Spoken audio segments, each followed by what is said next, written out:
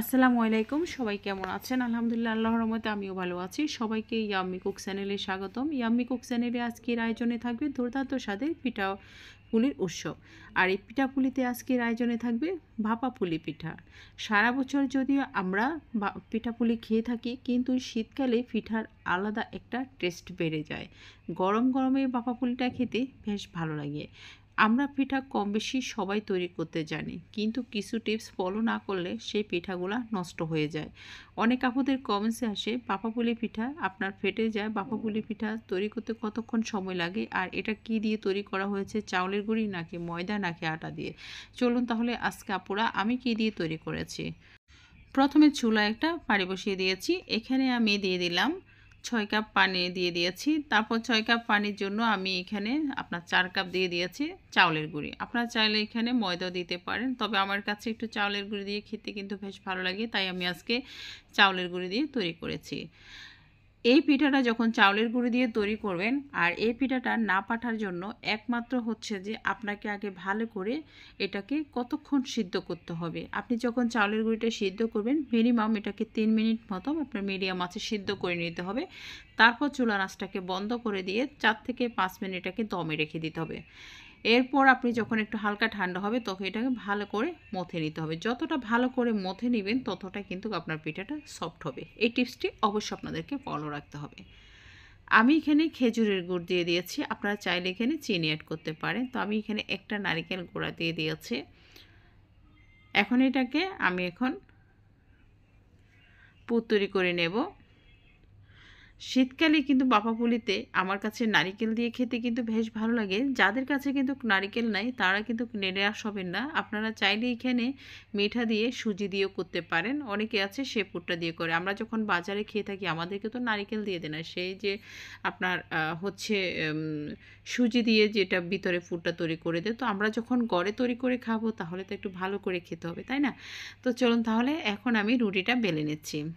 দেখতে পাচ্ছেন পারফেক্টভাবে আমি রুটিটা যে কাইটা যখন বেলে নিয়েছি, তার জন্য রুটিটা একটুও কিন্তু ফেটে যায় না। অনেকের কিন্তু রুটিটা বেলার সময় চারিদিকে ফেটে যায়, তাহলে মনে করবেন সেখানে আপনার যে ডোটা যে তৈরি করেছেন চালের ডোটা, সেটা কিন্তু পারফেক্টভাবে সিদ্ধ হয়নি। এখন আমি একটা বাটি দিয়ে কেটে নিয়েছি, তারপর এভাবে দুই পাশ দিয়ে এভাবে করে চেপে দিয়েছি। আপনারা চাইলে আপনাদের যে কোনো সাজ দিয়ে কাটতে পারেন। তো আমার কাছে সব সময় হাতের কারুকাজ দিয়ে করতে কিন্তু ভালো লাগে। আর এভাবে যদি হাতের কারুকাজটা শিখে নেন, এটা কিন্তু আপনার বাহিরের কেনা সাজ থেকেও কিন্তু অনেক সুন্দর। তো দেখতে পাচ্ছেন বন্ধুরা, আমি কিভাবে এটাকে আপনার হাত দিয়ে করতেছি, আপনারা একটু ফলো করুন। আমি খুব ইজিভাবে দেখাচ্ছি। সুন্দর একটি ডিজাইন, একই মাপে এবং একইভাবে আপনার শেপ হয়ে যাচ্ছে, একটু এদিক সেদিকও হচ্ছে না। তো এইভাবে আপনারা তৈরি করে নিতে পারেন আপনার পিঠার যে কোনো। আমি যেটা বাপাপুলি তৈরি করেছি, আপনি যে কোনো পিঠাতে মানে ছাঁচটা দিতে পারেন। তো এটাকে দেখলে কেউ বলবে না এটা আপনার হাতে করা ছাঁচ। তো এত সুন্দরভাবে আপনারা তৈরি করেন। আমরা যখন বাজার থেকে ছাঁচটা আনি, সেগুলো কিন্তু নর্মালি একদম সিম্পল, কোনো থাকে না। তো আমাদের হাতের কাজে যেটা হাত দিয়ে তৈরি করা, সেটা হচ্ছে যে সুন্দর একটি ডিজাইন হয়।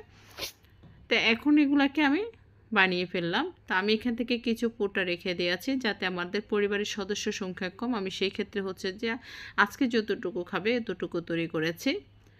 আর তো শীত তো অনেক দিন মাত্র শুরু হয়েছে, নানা রকমের পিঠার উৎসব নিয়ে চলে আসবো আপনাদের মাঝে। আপনারা খেতে কি ভালোবাসেন কি ভালোবাসেন না, অবশ্যই কমেন্টসে জানিয়ে দিবেন। আপনারা কি এই পিঠাটা, আমার মনে হয় না যে এই পিঠাটা কেউ বলবে না ভালোবাসে না। এই পিঠাটা সবারই পছন্দ। বাপা বলতে সব কিছুর থেকে কিন্তু আলাদা একটা টেস্ট। আমার কাছে সব সময় তেলে ভাজার থেকে ভাপে দিয়ে পিঠা খেতে কিন্তু বেশ ভালো লাগে।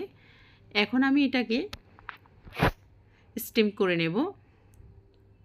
দেখতে পাচ্ছেন বন্ধুরা, আপনি চাইলে, আমি তো এখানে নারকেল একটু বেশ বেশ করে দিয়েছি, আপনারা চাইলে এখানে কমও দিতে পারেন।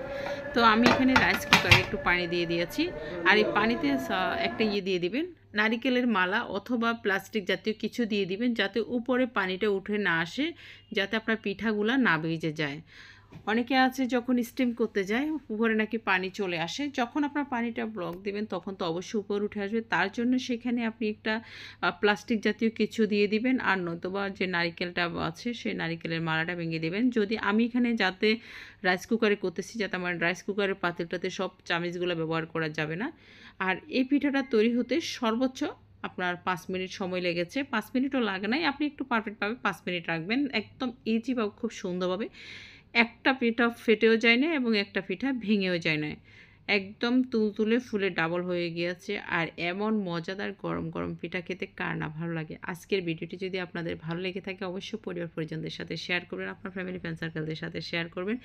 এভাবে বানিয়ে যদি আপনার যত স্পেশাল গেস্ট আসুক না কেন সে তো আপনার প্রশংসায় পঞ্চমুখ। আর আপনার সোনামণিরা তো মায়ের হাতের এই গরম গরম পিঠা খেতে বেশ ভালোবাসবে।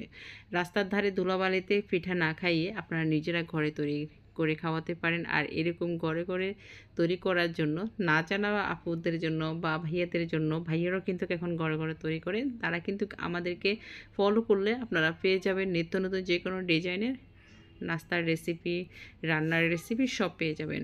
ধন্যবাদ সবাইকে, ভালো থাকবেন আর আমার জন্য দোয়া করবেন।